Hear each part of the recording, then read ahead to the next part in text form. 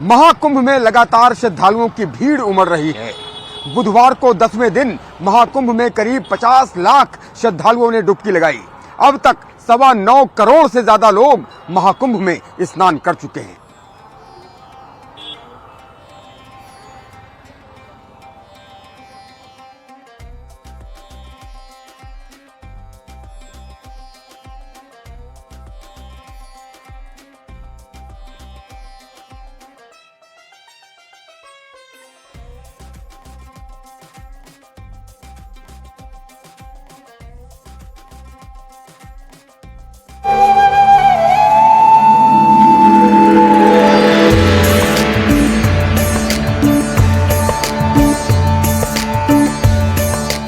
तीर्थ नगरी प्रयागराज की पावन धरा पर सजे महाकुंभ मेले में भारत की आध्यात्म से लेकर अलग अलग संस्कृतियों की झलक एक साथ देखने को मिल रही है। देश भर से आए साधु संतों और अलग अलग राज्यों की संस्कृतियों के साथ साथ विभिन्न धार्मिक संस्थाओं के पंडाल और आश्रम में भारतीय संस्कृति को एक साथ समायोजित करके देखा जा रहा है। महाकुंभ में साध्वी माँ ऋतंभरा देवी के आरंभ में भी बहुत सुंदर आध्यात्मिक रंग देखने को मिल रहे हैं।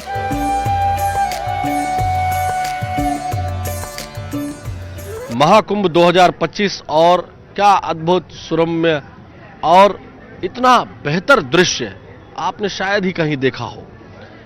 हर एक जगह पर अलग अलग रंग है और यहाँ माँ साध्वी ऋतंभरा जी का ये जो आश्रम यहाँ बना हुआ है, वहाँ पर माता शैलपुत्री, ब्रह्मचारिणी, चंद्रघंटा यानी 9 देवियों की जो प्रतिमाएं हैं वह स्थापित है। इनको देखकर भक्तगण मोहित हो रहे हैं। अद्भुत स्वरूप है। आप यहाँ आएंगे तो यह झांकी, यह दृश्य, यह मूर्तियां आपको दिखाई देंगी। महाकुंभ में साध्वी माँ ऋतंभरा देवी के आश्रम में भी बहुत सुंदर आध्यात्मिक रंग देखने को मिल रहे हैं, जहाँ नवदुर्गा की मनमोहक मूर्तियाँ लगाई गई हैं।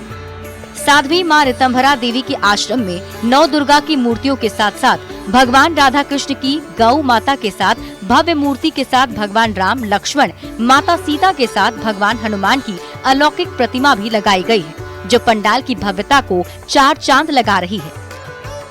इसके साथ ही साथ नौ दुर्गा के अलावा भी सिद्धिदात्री माँ के अतिरिक्त भी यहाँ राधा कृष्ण जी की कितनी सुंदर छवि है। गौ माता के साथ यह दृश्य अद्भुत, अनुपम, अलौकिक और ऐसा लगता है कि यह जीवन जो है इसी के लिए बना हुआ है, क्योंकि इतनी सुंदर मूर्तियां हैं ये कि इनको देखकर आपका मन प्रफुल्लित हो जाएगा। उसके बाद सबसे अंत में, इस छोर के सबसे अंत में प्रभु श्री राम, भैया लक्ष्मण, माता सीता और श्री हनुमान जी महाराज का प्रणाम करते हुए यह चित्र वास्तव में मन को मोहित कर रहा है। वहीं महाकुंभ में आए श्रद्धालु भी महाकुंभ की भव्यता और धार्मिक संस्थाओं के पंडालों को देखकर सनातन धर्म पर गर्व कर रहे हैं और कह रहे हैं कि सभी को एक बार जरूर महाकुंभ आकर भारत की सनातनी विरासत को देखना चाहिए। ये तो एकदम मतलब अति मनमोहक दृश्य है। यहाँ पूरा माघ मेले में घूम रहे हैं। महाकुंभ जो है पूरा बेसिकली इंडियन कल्चर जो एक्सप्लोर कर रहे हैं, हिंदुज्म और सनातन धर्म जो है वो मतलब कितना उसमें डेप्थ है सनातन धर्म में। हर जगह का मतलब लगा हुआ है मॉडल और ये सब एग्जीबिशन वगैरह, और कितनी धर्म की बातें हो रही, स्पिरिचुअलिटी, ये सब प्रचार हो रहा है। आपका क्या कहना है? हम ये कहना चाहेंगे सर कि जो लोग बोलते हैं कि सनातन क्या है, ये है, वो है, हिंदू है, लेकिन यहाँ पे आने से हम लोग को पता चलता है कि हमारा सनातन कितना व्यापक है और कितने तरह के लोग जो मानते हैं, जो नहीं मानते हैं, वो सब लोगों के लिए यहाँ पे खुला है। सब लोग आके यहाँ पे जान सकते हैं हमारे सनातन के बारे में और इसका लुत्फ उठा सकते हैं और देख सकते हैं कि कुंभ का कितना महत्व है, कितना श्रद्धालुगण यहाँ पे आ रहे हैं और यहाँ का आनंद लेके जा रहे हैं और कितना भक्तिमय है, यहाँ पे साधना कर रहे हैं। बता दें कि लगभग 25 किलोमीटर से ज्यादा एरिया में फैले अलग अलग सेक्टर में बांटे गए महाकुंभ के इस बड़े आयोजन में हर सेक्टर में अलग ही नजारे हैं और इन अद्भुत नजारों को देखने के लिए लगातार देश दुनिया से श्रद्धालु आ रहे हैं। इंद्रियों को भी तृप्त करेगा और मन के जो ज्ञान चक्षु हैं वह भी खुल जाएंगे, क्योंकि यहाँ आध्यात्म की पूरी व्यवस्था है, आध्यात्मिक चेतना के विस्तार की पूरी व्यवस्था है और हमारे संतगण इसको बखूबी कर भी रहे हैं। वीडियो जर्नलिस्ट उपेंद्र यादव के साथ आलोक शुक्ल, न्यूज़ 18 प्रयागराज। प्रयागराज महाकुंभ मेले में जहां बड़ी संख्या में देशी और विदेशी श्रद्धालु पहुंच रहे हैं, तो वहीं संगम तट पर साइबेरियाई पक्षियों के आने से संगम की खूबसूरती और बढ़ गई है। ये छटा बस देखते ही बनती है। देखिए ये रिपोर्ट।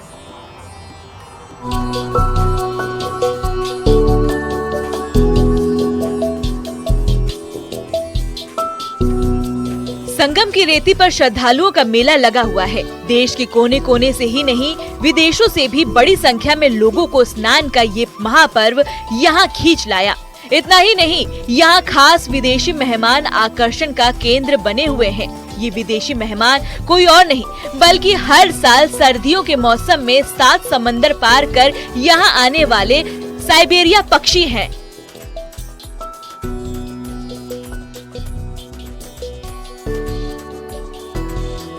कल बहता पानी और उसमें जल कीड़ा करते इन साइबेरिया पक्षियों को देखिए, कितनी मनमोहक तस्वीरें हैं। पानी में पक्षियों के बीच बोटिंग करने वाले सैलानियों को अलग ही अनुभूति होती है। संगम की धरती पर हर साल बड़ी संख्या में विदेश से विदेशी मेहमान पहुंचते हैं और ये कोई और नहीं बल्कि साइबेरियन बर्ड्स होते हैं, जो कि इस बार भी महाकुंभ के मौके पर बड़ी संख्या में प्रयागराज पहुंचे हुए हैं। संगम में जब श्रद्धालु यहां पर आते हैं तो ये यहां पर जल क्रीड़ा करते हुए साइबेरियन बर्ड्स उन्हें मिलते हैं और अटकेलियां करते हुए जो पर्यटक हैं इन्हें दाना चुगाते हैं, नमकीन खिलाते हैं और उससे आनंदित भी होते हैं। और इनका ये क्रम इसी तरह जारी रहता है। आमतौर पर साइबेरियन बर्ड्स रूस के साइबेरिया से कई हजार किलोमीटर की दूरी तय करके यहाँ पहुंच जाते हैं और अक्टूबर से लेकर मार्च के महीने तक यहाँ पर रहते हैं। महाकुंभ के दौरान जब यहाँ पर श्रद्धालु और पर्यटक बड़ी संख्या में पहुंच रहे हैं तो साइबेरियन बर्ड्स को भी देखकर वो यहाँ पर आनंदित हो रहे हैं। जिस तरह से महाकुंभ में आध्यात्म की बयार बह रही है, उसमें विदेशी मेहमान भी रमे नजर आ रहे हैं। हजारों मील की दूरी तय कर संगम तट पर पहुंचे साइबेरिया पक्षी संगम के प्राकृतिक सौंदर्य को बढ़ा रहे हैं। खास बात यह है कि यहाँ पर जो साइबेरियन बर्ड्स आमतौर पर कीट पतंगों को खाते हैं, मछलियां खाते हैं, यानी कि नॉन वेजिटेरियन होते हैं और यहाँ पर वो महाकुंभ के दौरान पूरी तरह से वेजिटेरियन हैं, क्योंकि बड़ी संख्या में श्रद्धालु जो यहाँ पर आ रहे हैं उन्हें नमकीन के पैकेट्स खिला रहे हैं, तो वो भी यहाँ पर पूरी तरह से शाकाहारी यानी वेजिटेरियन हो जाते हैं। और इसी तरह से यहाँ पर उनकी होने की वजह से महाकुंभ की सुंदरता में वो 4 चांद लगा रहे हैं। कहा जाता है कि ये विदेशी मेहमान सर्दियों के मौसम में 2 रास्तों से भारत आते हैं। अगर साइबेरिया से सीधे भारत आते हैं तो 4800 किलोमीटर दूरी तय कर यहाँ पहुँचते हैं, जबकि झुंड में घूमते हुए 14000 किलोमीटर की लंबाई दूरी तय करके भी आते हैं। साइबेरिया से यूरोप के कई देशों से होते हुए पक्षियों का समूह अफगानिस्तान, मंगोलिया पहुंचता है। यहीं से ये 2 हिस्सों में बंट जाते हैं। साइबेरिया पक्षी कई पड़ावों में ठहरते हुए संगम पहुंचते हैं। प्रयागराज से न्यूज़ 18 के लिए सर्वेश दुबे की रिपोर्ट।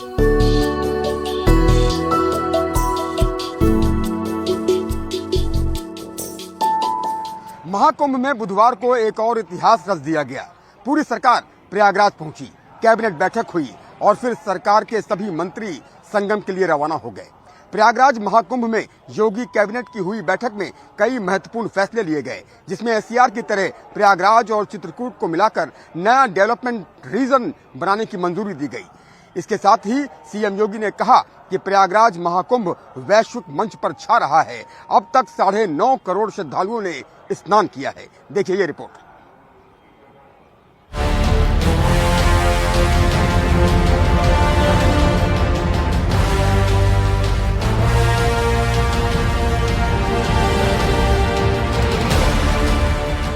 प्रयागराज के इतिहास में ही नहीं, उत्तर प्रदेश के लिए बुधवार का दिन खास रहा। 22 जनवरी की तारीख अब सरकार के अभिलेखों में बड़े इतिहास के रूप में दर्ज हो गई। पूरी योगी सरकार महाकुंभ पहुंची, कैबिनेट बैठक हुई जिसमें कई महत्वपूर्ण फैसले लिए गए और सरकार के सभी मंत्री प्रदेश के विकास का संकल्प लेकर स्नान के लिए रवाना हो गए। अरैल घाट का त्रिवेणी संकुल अब हमेशा के लिए मशहूर हो गया। वजह साफ है, योगी कैबिनेट की बैठक अरैल घाट के इस त्रिवेणी संकुल में हुई।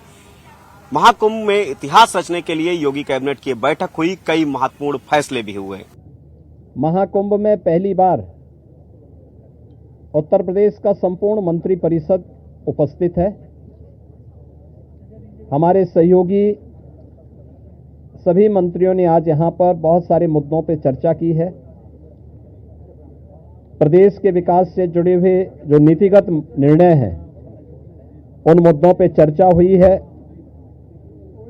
इसके अलावा यहां पर अन्य महत्वपूर्ण मुद्दों के साथ साथ प्रयागराज के विकास से जुड़े हुए मुद्दों पर भी चर्चा हुई है। ऐतिहासिक कैबिनेट बैठक के लिए मुख्यमंत्री योगी आदित्यनाथ सुबह लगभग 11 बजे गोरखपुर से सीधे प्रयागराज पहुंचे। महाकुंभ में सरकार के सभी मंत्री इस ऐतिहासिक पल का साक्षी बनने के लिए पहुंचे और कहा, ऐसा मौका जिंदगी में दोबारा नहीं मिलेगा।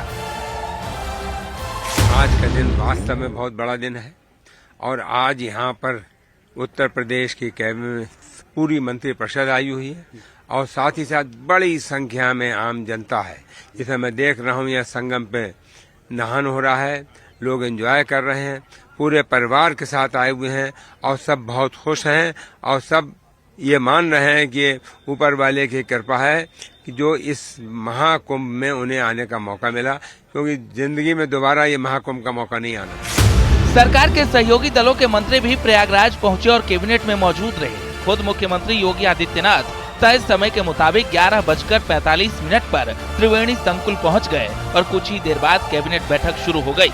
डिप्टी सीएम केशव प्रसाद मौर्य ने भी कैबिनेट बैठक को लेकर कुछ इस तरह से अपनी बात रखी। ये दोनों अद्भुत क्षण है, अलौकिक क्षण है, आध्यात्मिक क्षण है और विकास के लिए एक तरह से उतना बड़ा उपहार है कि 2025 के महाकुंभ में 2031 के अर्धकुंभ की नींव डालने का काम आज मुख्यमंत्री योगी आदित्यनाथ जी के नेतृत्व में मंत्रिपरिषद ने किया है। महाकुंभ में सरकार के मंत्री एक साथ नजर आए तो खुद सीएम योगी ने प्रेस कॉन्फ्रेंस के दौरान सहयोगी दलों के नेताओं ओम प्रकाश राजभर, आशीष पटेल और संजय निषाद को आगे बुलाया। कहाँ गए राजभर जी और ये कहाँ गए अपने आशीष पटेल जी, निषाद राज कहाँ है लोग? आप लोग पीछे क्या छुपे हैं? जाहिर है राजनीतिक संगम का उदाहरण भी पेश किया गया। कहाँ राजभर जी कहाँ गए? संकेत मिश्रा के साथ ब्यूरो रिपोर्ट, न्यूज़ 18। अनिल कहाँ है? अनिल कहाँ है? 26 जनवरी की झांकी में उत्तर प्रदेश की भी झांकी नजर आएगी। उत्तर प्रदेश की झांकी में महाकुंभ की झलक दिखेगी। इस झांकी में प्रदेश की संस्कृति और विरासत को दर्शाया गया है, जिसमें समुद्र मंथन और इससे निकलने वाले अमृत को भी प्रदर्शित किया गया है। 26 जनवरी की झांकी में इस बार उत्तर प्रदेश ने अपनी संस्कृति और विरासत को दिखाने की कोशिश की है और यहाँ पर आप देख सकते हैं कि यहाँ पर उत्तर प्रदेश की झांकी जो है वो बनाई गई है। समुद्र मंथन के बाद जिस तरह से अमृत निकला था उसे यहाँ पर दर्शाया गया है।